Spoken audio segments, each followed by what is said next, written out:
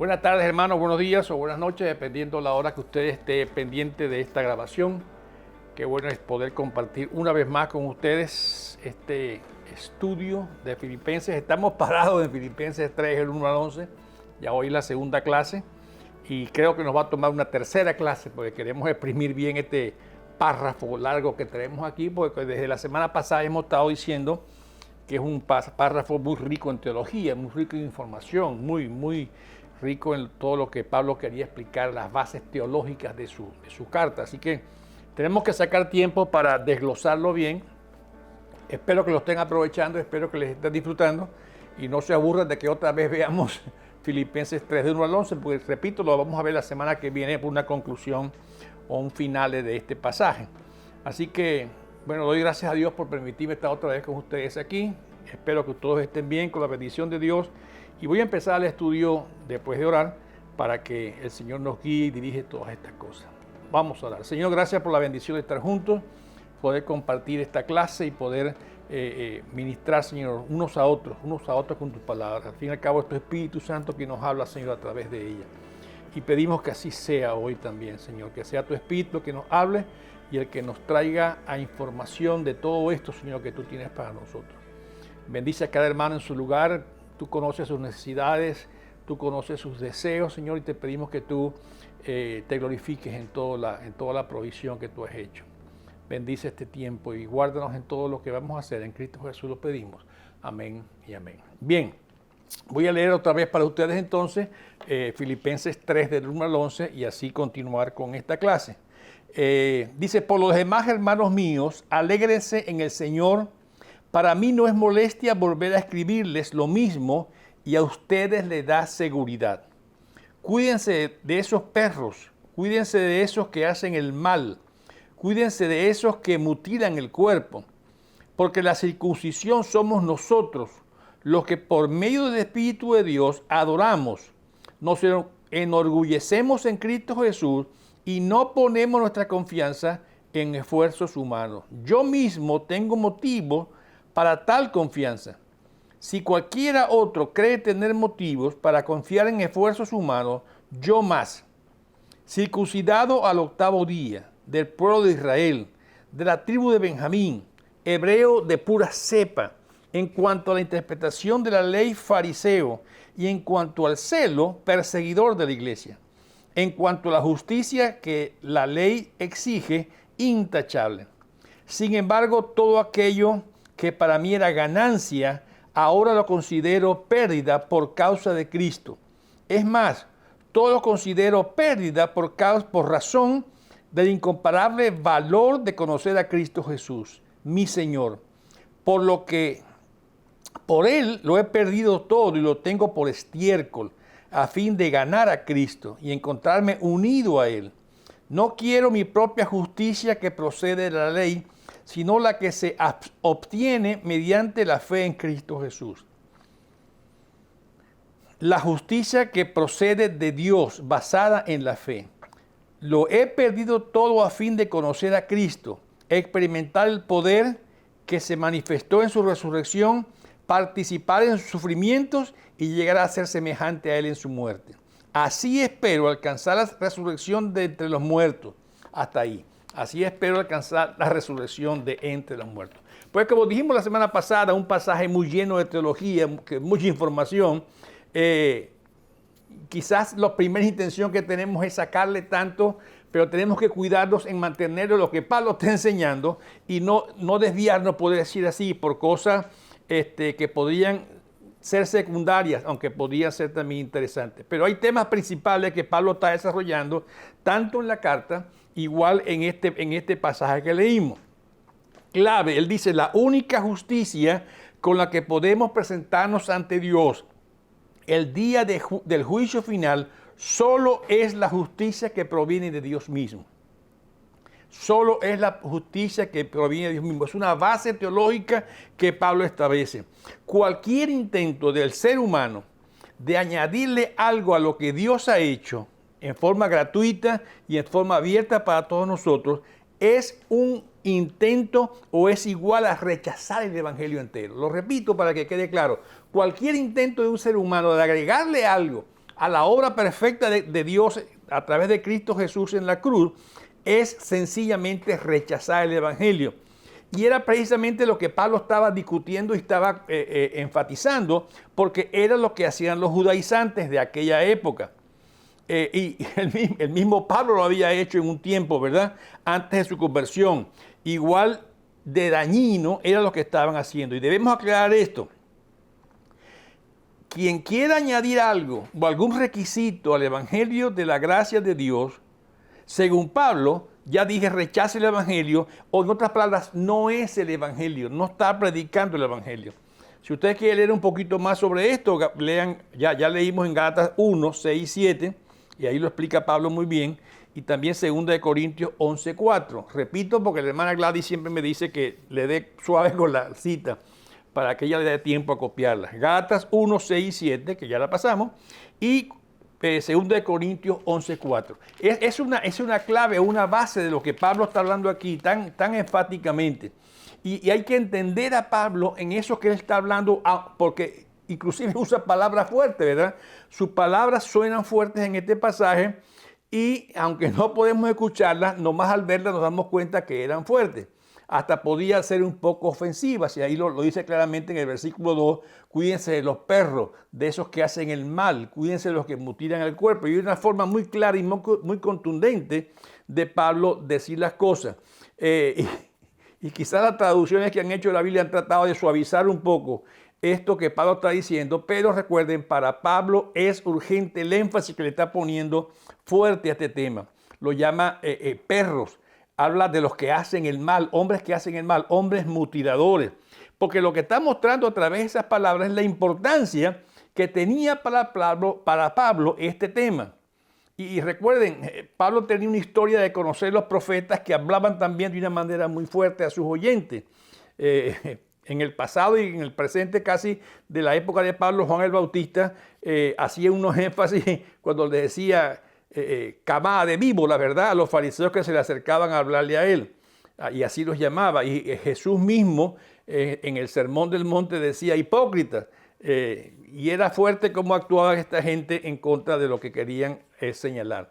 Pero debemos definir muy bien estos términos. Por ejemplo, el término circuncisión, que hoy en día quizás no es muy común, especialmente en asuntos religiosos, lo hacen más por cosas sanitarias o de salud, pero en el tiempo de Pablo era un tema religioso, espiritual, especialmente para los primeros cristianos judíos. Esto fue de mucha controversia porque ellos mantenían esta enseñanza de la circuncisión, recuerden, desde el tiempo de Abraham. En Génesis 17 fue esa institución de ese rito, y de allí basaban ellos la importancia. El mismo Dios había dado esa señal como una señal de pacto. Lo pueden encontrar en Génesis 17, Génesis 12, Génesis 15. Habla sobre estos temas, ¿verdad? Inclusive había momentos en que la persona que no tenía esta señal en su cuerpo, el varón, era cortado del pueblo, porque le dicen en Génesis 17, 19 que era un pacto perfecto. Por eso ya les dije la cita. Génesis 17, Génesis 12, Génesis 15. Se encuentra todo este tema de la circuncisión. Pero recordemos que era muy difícil, especialmente para la primera iglesia después de Cristo con los apóstoles, entender cómo la llegada del evangelio a ellos había cambiado, por decir así, la observancia literal de este rito, y ya prácticamente, no, como lo predicaban después los apóstoles, no era un rito necesario. Si ustedes recuerdan un poco en Hechos 15, Hechos 11, hay estas discusiones grandes sobre estos temas allá en Jerusalén y en otros pueblos, ¿verdad?, de aquella época. Pero el entender el evangelio deja claras todas estas cosas. Si ustedes van conmigo un momento a Gálatas capítulo 2. Gálatas capítulo 2, el verso 5. Lo leo para ustedes rápidamente. Ni por un momento accedimos a someternos a ellos, pues queríamos que se preservara entre ustedes la integridad del evangelio. Y está hablando del asunto de la circuncisión en todo ese pasaje de Gálatas 2. Lo estudiamos en las clases pasadas, ¿verdad? Y también el verso 14 dice claramente: cuando vi que no actuaban rectamente como correspondía a la integridad del Evangelio, le dije a Pedro, delante de todos: si tú que eres judío vives como si no lo fuera, ¿por qué obligas a los gentiles a practicar el judaísmo? Y ahí vemos esa famosa discusión entre Pablo y Pedro sobre este tema. Era muy difícil para los judíos cristianos, la primera iglesia, entender esta parte, y era precisamente lo que Pablo estaba dando a entender ahora.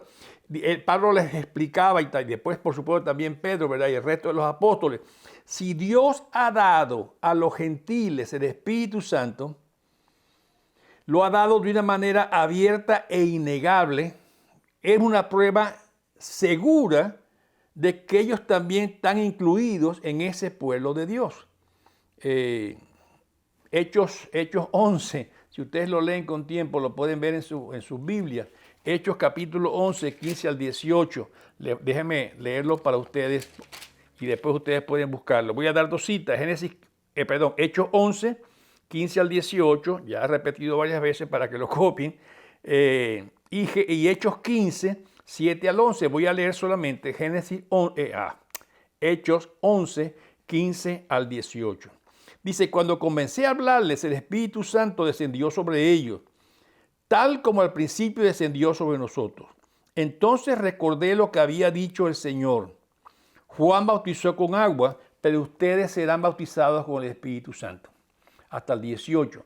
Por tanto, si Dios les ha dado a ellos el mismo don que a nosotros al creer en el Señor Jesucristo, ¿quién soy yo para pretender estorbar a Dios?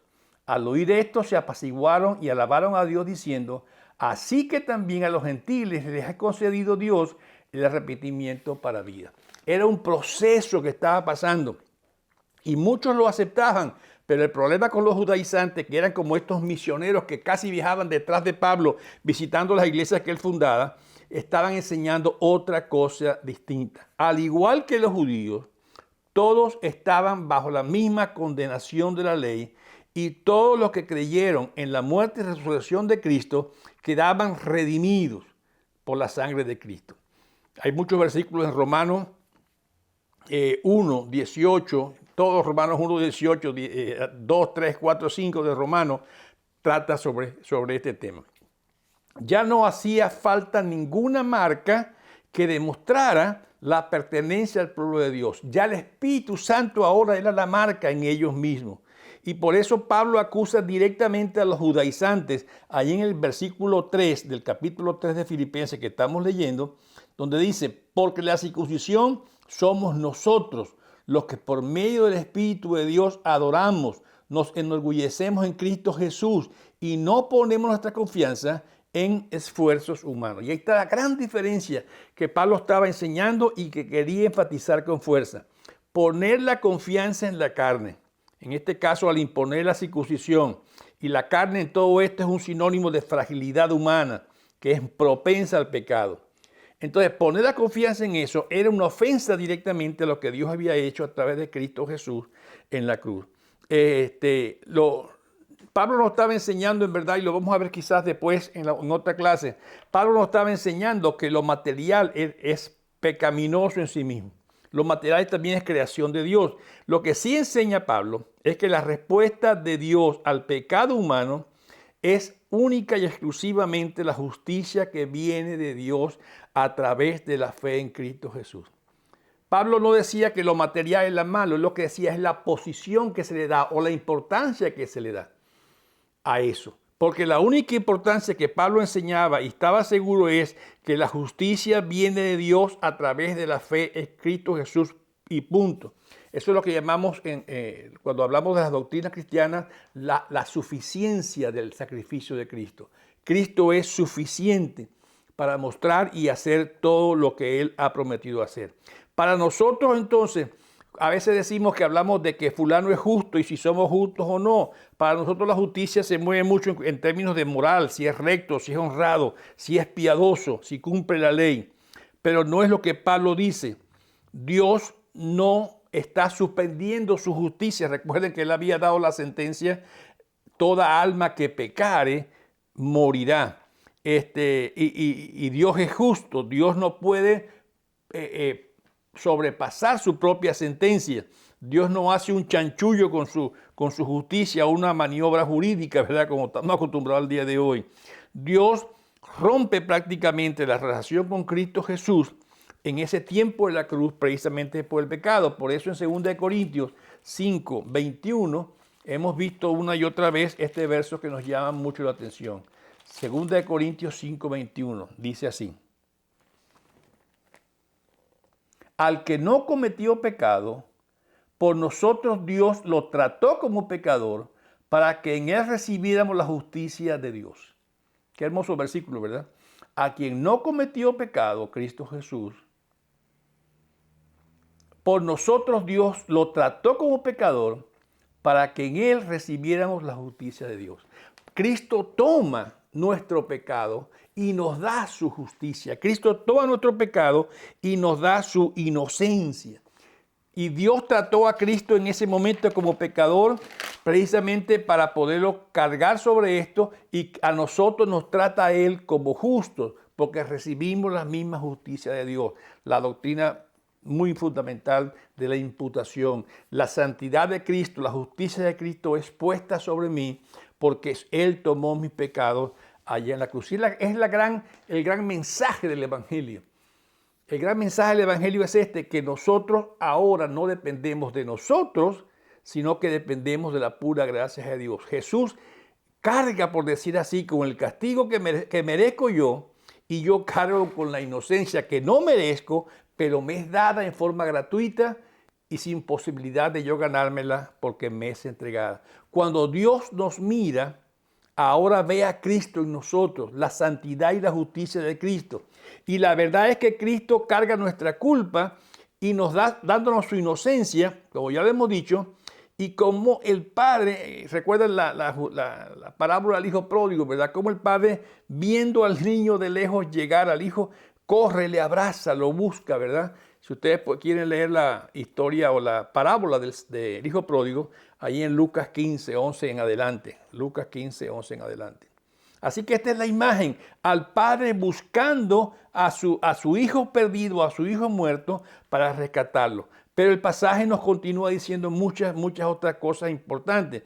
Y Pablo enfatizó que él, viendo esta gran oferta que Dios le había dado, dice: todo lo he perdido con el fin de conocer a Cristo. El propósito de Pablo en todo este caso, y lo dice en el 8, es más, todo lo considero pérdida por razón del incomparable valor de conocer a Cristo Jesús, mi Señor.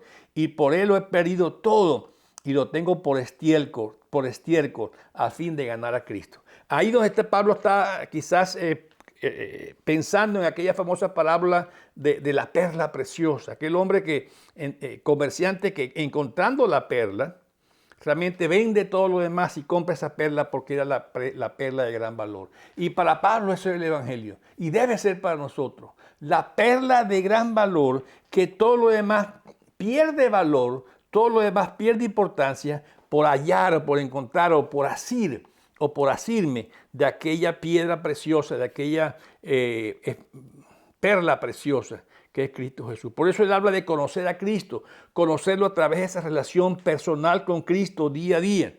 Es una relación con ese Señor crucificado y resucitado, que Pablo hace mucho énfasis en Romanos 14:8. Repito la cita, Romanos 14:8, donde Pablo hace ese énfasis.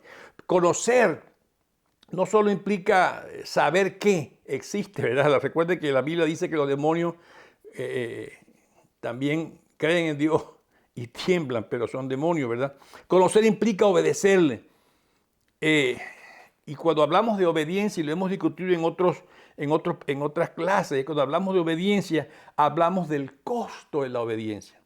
Por eso Pablo está trabajando aquí entre gentiles y esa es su misión. Y él sabe lo costoso que para él sería ese trabajo y ese ministerio. Por eso él habla de eso. Esa obediencia de Pablo a Dios no es de palabra. Es una obediencia que le estaba costando. Si quieren ir conmigo a 2 Corintios, capítulo 4, vamos a leer un párrafo ahí que yo estoy seguro que les va a gustar. 7 en adelante. 2 Corintios 4, 7 en adelante. Pero tenemos este tesoro en vasos de barro, para que se vea que tan sublime poder viene de Dios y no de nosotros. Nos vemos atribulados en todo, pero no abatidos, perplejos, pero no desesperados, perseguidos, pero no abandonados, derribados, pero no destruidos. Donde quiera que vamos, siempre llevamos en nuestro cuerpo la muerte de Jesús, para que también su vida se manifieste en nuestro cuerpo. Pues a nosotros los que vivimos siempre se nos entrega a la muerte por causa de Jesús, para que también su vida se manifieste en nuestro cuerpo mortal. Así que la muerte actúa en nosotros y en ustedes la vida. Escrito está, creí y por eso hablé. Con ese mismo espíritu de fe también nosotros creemos y por eso hablamos.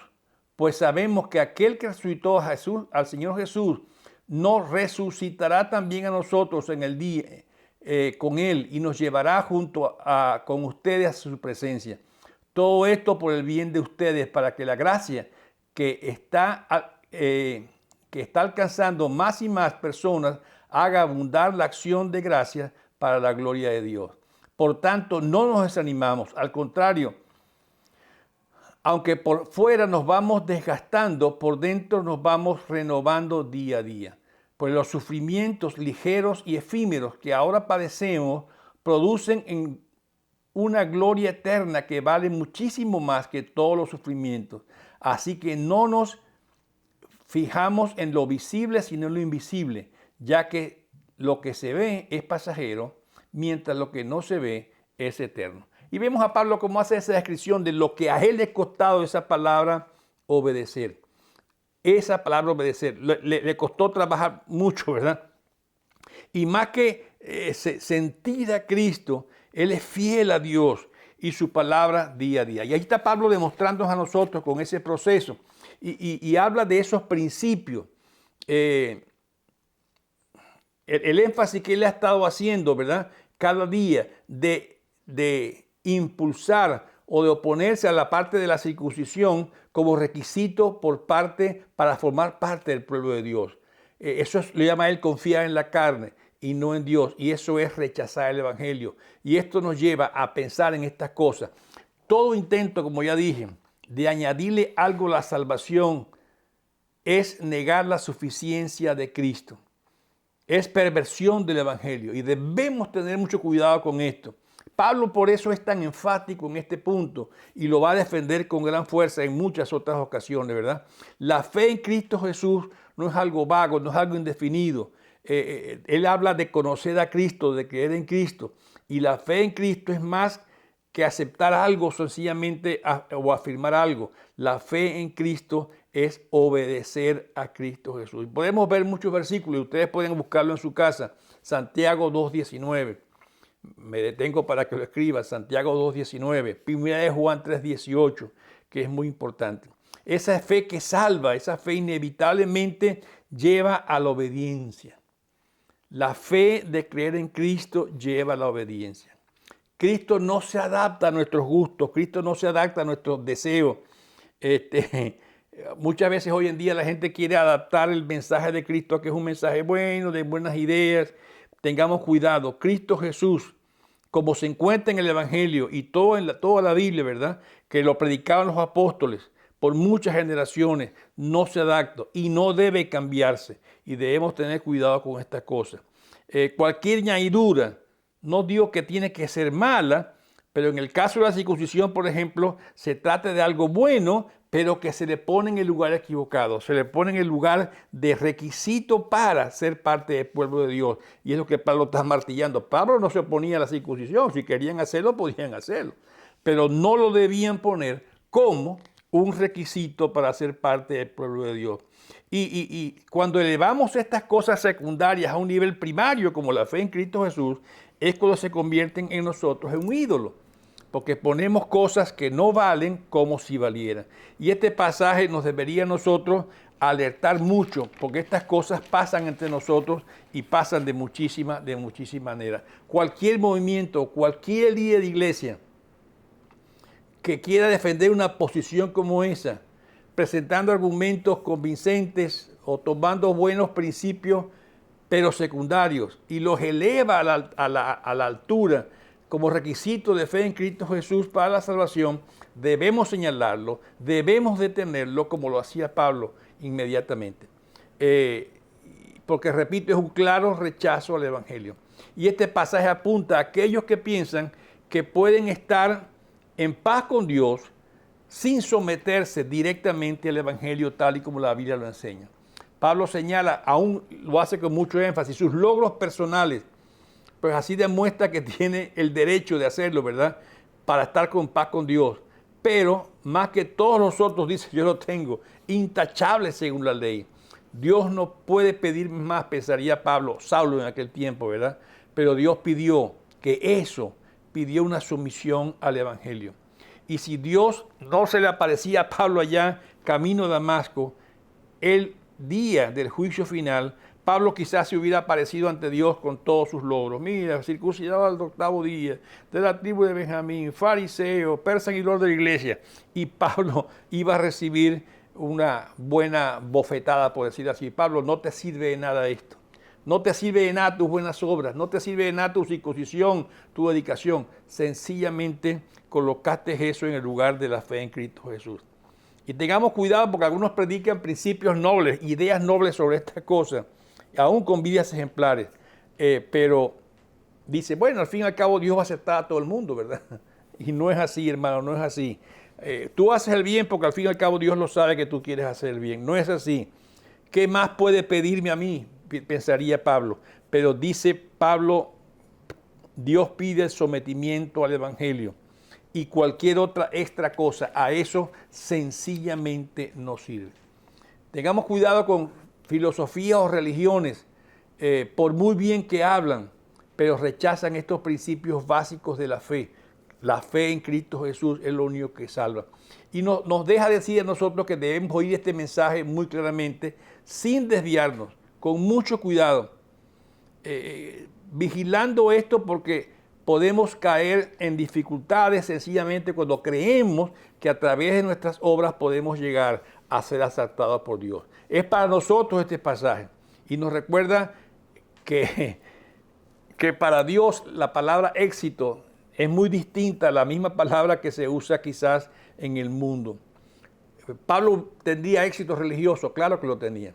Tenía toda esta lista de cosas buenas, pero ojo, cuando tratamos de medir el éxito por la regla equivocada, entonces terminamos mal como terminó Pablo, diciendo todo esto que yo creía que era mi gran éxito, sencillamente es basura, sencillamente no sirve de nada. ¿Y por qué? Porque estamos midiéndola con la vara equivocada, por decirlo así, estamos midiéndola con la distancia equivocada. Debemos tener cuidado con todo esto.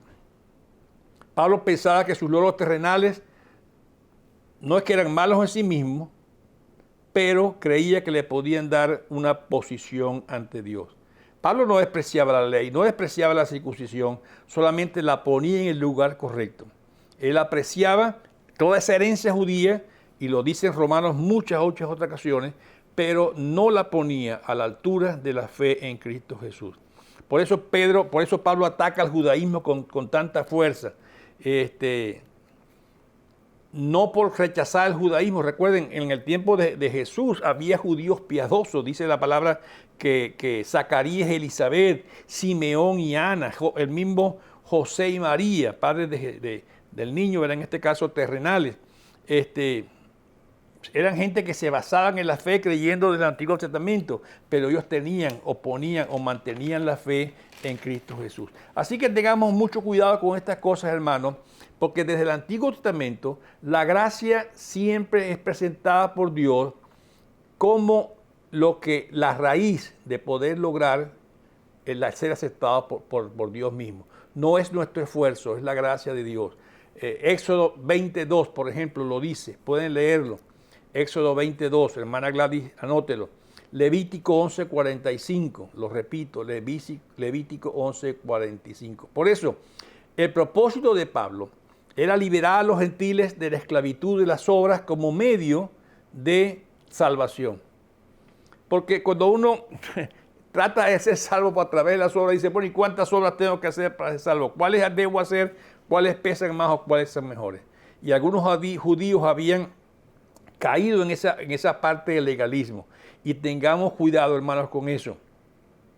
No colocar nada, ninguna cosa que no sea el Evangelio de Cristo Jesús como único y suficiente medio de salvación.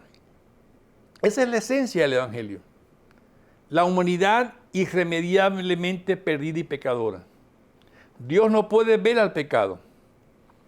No puede tratar al pecador ni al hombre pecador. Pero Dios mismo, en su inmensa gracia, en su inmensa misericordia, ha remediado esa situación con el hermoso plan de salvación, mandando a su propio Hijo Jesucristo a morir en la cruz en nuestro lugar, cargando sobre él mi pecado, cargando sobre él todo mi pecado y ahora imputando sobre mí la inocencia y la santidad y la justicia de Dios. Por eso cuando Dios nos ve a nosotros como sus hijos, no nos ve nuestras obras, está viendo la obra de Cristo Jesús, la justicia de Cristo Jesús, la santidad de Cristo Jesús. Y por eso puede Dios abrir nuestros brazos y llamarnos hijos y acercarnos a Él y gozarnos con Él. Esa es la maravillosa esencia del Evangelio. Cuidado, tengamos mucho cuidado en caer nosotros en la posibilidad de creer que por medio de mi esfuerzo, por medio de algo que haga en este mundo, yo puedo ganarme aquella posición que me ha sido dada como un regalo inmerecido completamente porque no lo merecemos, que es la salvación en Cristo Jesús. Así que creamos, hermanos, estas cosas. Pablo lo defiende con mucho cuidado y la próxima clase, la próxima semana, vamos a ahondar un poco más en cómo poder caminar en esto. En un tiempo tan difícil como este, hoy oímos tantas diferentes doctrinas, ideas, pero recuerden una cosa, la iglesia de Cristo por años, por siglos, ha vivido creyendo la doctrina básica del Evangelio y eso nos ha mantenido fieles al Señor. Y doy gracias a Dios porque hoy hay iglesias fieles que creen y predican y enseñan las verdades de la Biblia, tal y como Pablo lo hacía también en aquel tiempo. Gracias, hermanos, por su tiempo. Espero que les sirva todas estas cosas. La semana que viene terminamos con este tema de Filipenses 3, 1 al 11, y estoy seguro que vamos a tener una conclusión bien hermosa. Dios les bendiga, vamos a orar y que el Señor siga obrando. Padre, gracias por darnos la visión de tu obra, Señor, que no tiene nada que ver con nuestras obras, sino tiene que ver única y exclusivamente con tu gracia, tu perdón, tu misericordia. Gracias porque nos miraste, gracias porque nos vistes en necesidad y enviaste una solución en Cristo Jesús. Una solución que para nosotros era imposible alcanzar y lograr. Tú lo hiciste, Señor, tú lo hiciste por amor a nosotros. Bendice a cada hermano que escucha estas y ve estos videos y que tu gracia esté sobre ellos, Señor, y nos ayude a apreciar grandemente esta salvación que tú nos has dado. En Cristo Jesús lo pedimos, Señor. Amén y amén. Dios le bendiga, hermanos. Muchas gracias. Seguimos en contacto. Bye, bye.